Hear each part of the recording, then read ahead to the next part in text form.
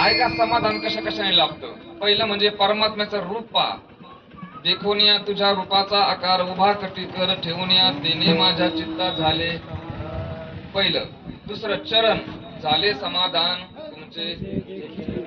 तिसरं नामाने सदा नाम घोष करू हरी कथा तेने सदा चित्ता.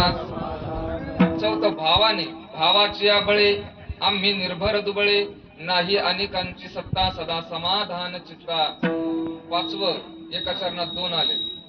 चंद्रभागे स्नान विधितो हरिकथा आणि समाधान चित्ता सर्व काळ.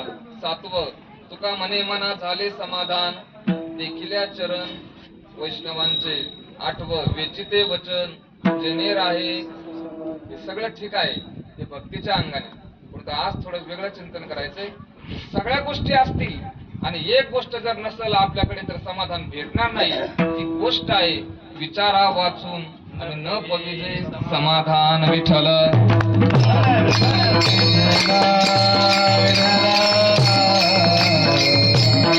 आपले फक्त विचार मस्त ठेवायचे, आपल्याला काय होतं समाधान लाभतं. कुठेही कधी कोणत्याही अवस्थेत माणूस काय होतो, समाधानी राहतो.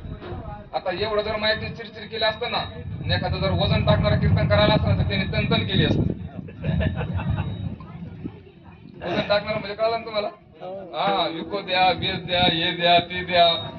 मग त्यांना असं कीर्तनच वजन टाकण्याकरता राहतो. एक कीर्तन करता मी असे पाहिले, आई वडिलांचं सांगत होते, आईला सांभाळा, आईला सांभाळा, रडत होते आणि रडता रडता म्हणत होते माई कळलं थोडं विको वाढवा. जाऊ द्या, मी का बोलतोय सर्व. या जगात मस्त राहायचं, समाधानी राहायचं. अनुकूल प्रतिकूल ही परिस्थिती चालू राहत असते. शेवटच्या काळात मस्त साधू संत कसे राहिले, कोणतीच भौतिक परिस्थिती त्यांच्याकडे नव्हती तरी सुद्धा चेहऱ्यावर एक वेगळा आनंद होता. म्हणून आपल्या चेहऱ्यावर तो समाधानी आनंद दिसला पाहिजे. जुनी संत महात्मे काही काही होऊन गेली, त्यांच्या दर्शने प्रशस्ती पुण्य पुरुष चेहरा काय असतो, आनंदी असतो. आता हे छोटा मुलगा आहे पाहिजे, याच्यात ही छोटी या वयाची जी काही मुलं आहेत त्यांच्या चेहऱ्यावरती एक ओझ असतो.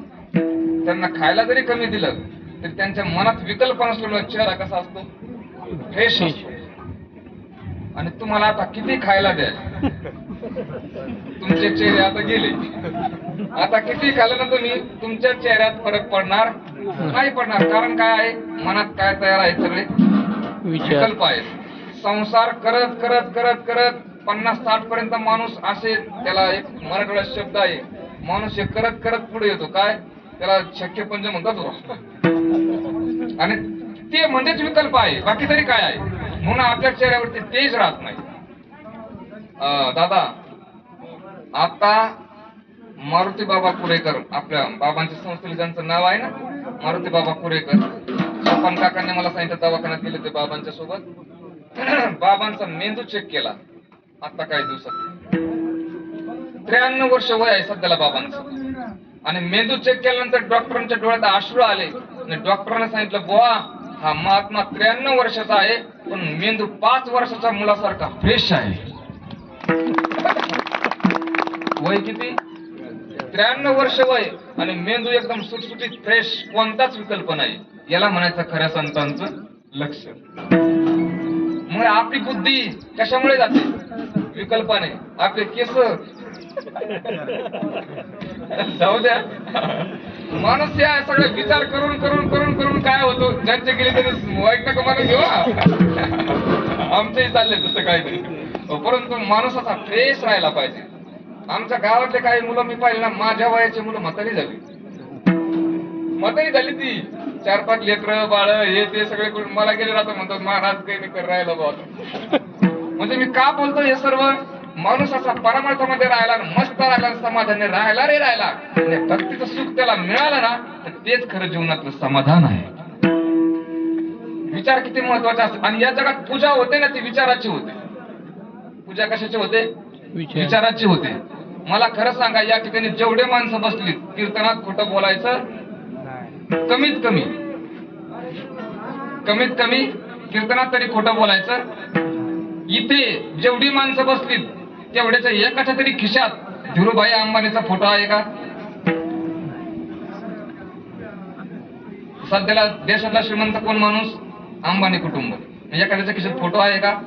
नाही. तुम्हाला माणूस की नाही राव? देशातला श्रीमंत माणूस आणि एकाच्याही खिशात फोटो नाही. परंतु या स्टेजवरून मी जबाबदारीने सांगल, इथं जेवढी माणसं आलेत तेवढ्यांची घरं जर चेक केली तर असं एकही घर सापडणार नाही की आमच्या माऊलींचा फोटो नाही. माऊलींनी लोकांना काय दिलं? विचार दिले, ज्ञान दिले. या जगात समाधानी राहण्याकरता फक्त विचाराची गरज आहे. म्हणून ते विचार, ही भक्ती म्हणजे विचार आहे. श्रीकृष्ण परमात्म्याची भक्ती म्हणजे काय आहे? हा विचार आहे. आणि विचाराने माणूस कसा राहतो? समाधानी राहतो. म्हणून कृष्णाची आसुखे भूक नाही तहान, सदा समाधान सकळांचे. विठ्ठल